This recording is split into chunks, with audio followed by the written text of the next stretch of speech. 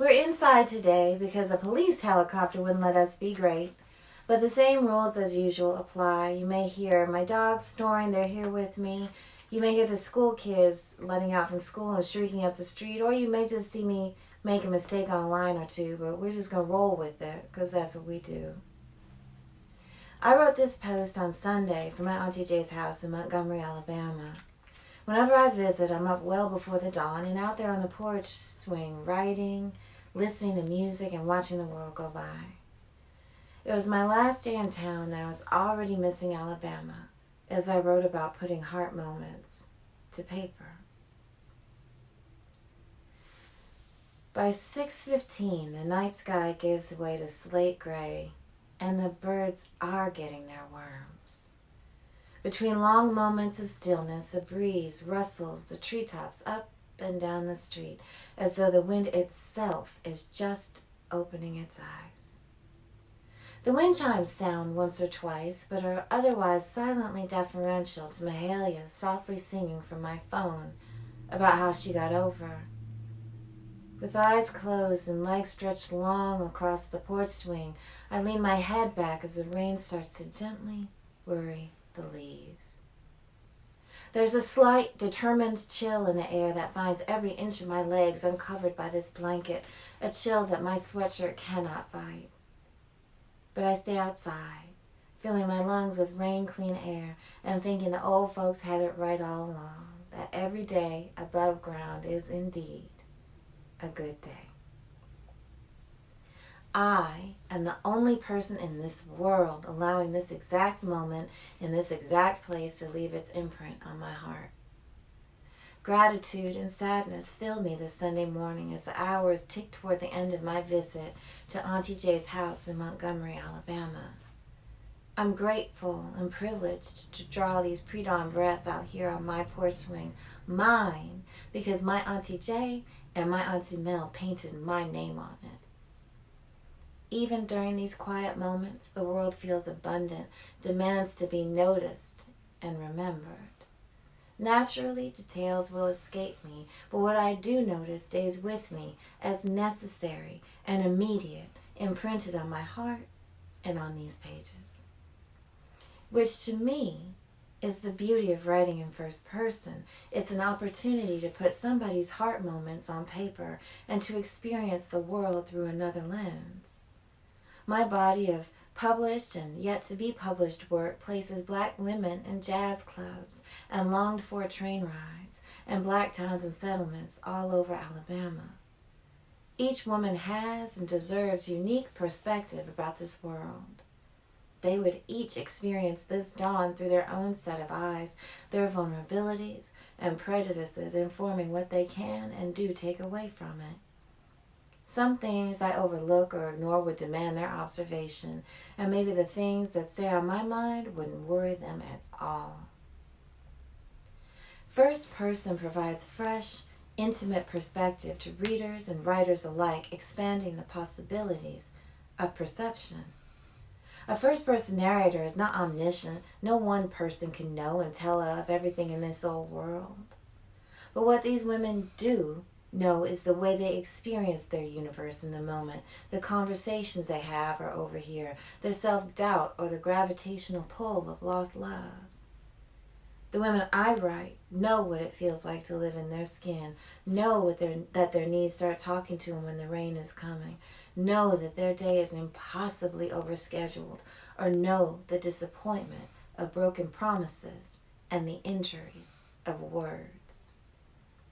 But first person also gives the gift of experiencing their world through their blind spots. The anxiety of not knowing where a beloved hid her key, or the surprise of a mama's betrayal. These discrete moments allow me to explore every facet of vulnerability. Maybe we never discover what actually happened to the key or why the mama turned her back, but for me, these questions are almost secondary.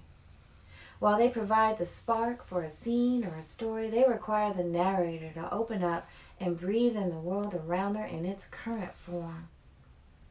Maybe her skin is alive on a porch swing, experiencing the chilled air of a sudden downpour. Maybe she's smoldering for a love not lost, but longed for. Maybe she's aflame with rage, fueled by self-doubt or treachery. First person provides limited access to the motivations of others, but boundless insight into the women in the center of the narrative. It's the writing equivalent of, you don't need to worry about what's going on in the world, you need to worry about what's going on right here. First person allows for right here on the page, giving insight from the insides. Which is why I sometimes wonder, but how did they know that when reading a first person narrative? Suppose the narrator tells the reader about a wild tryst between her parents that led to her not so immaculate conception.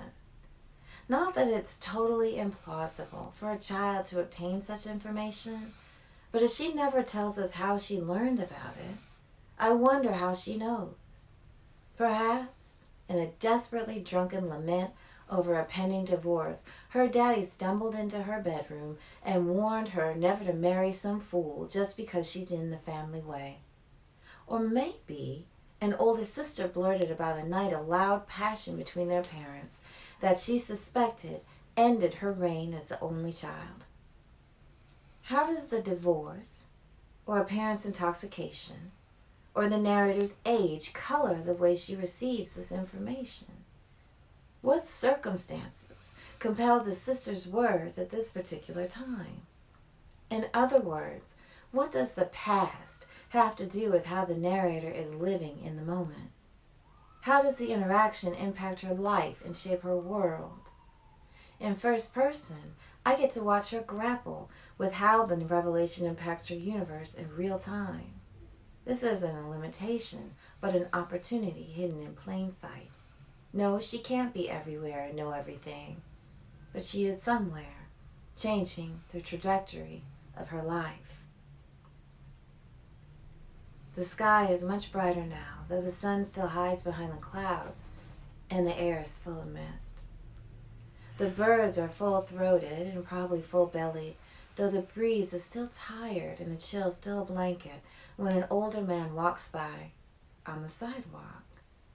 He passes this way every now and again when I stay at my Auntie Jay's house, but we've never made proper introductions.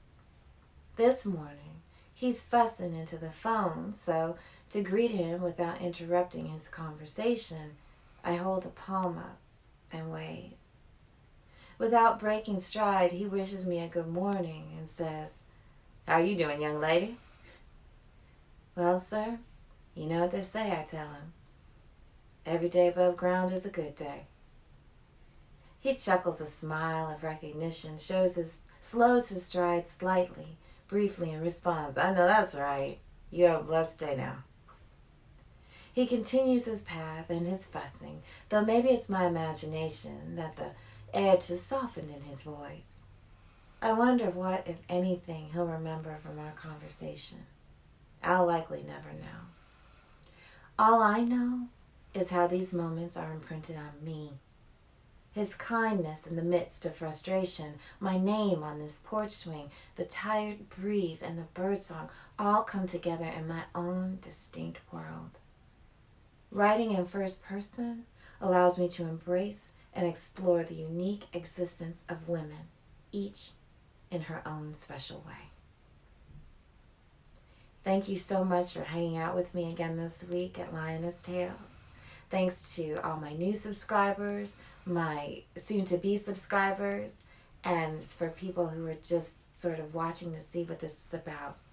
I appreciate y'all, and I look forward to seeing you next week.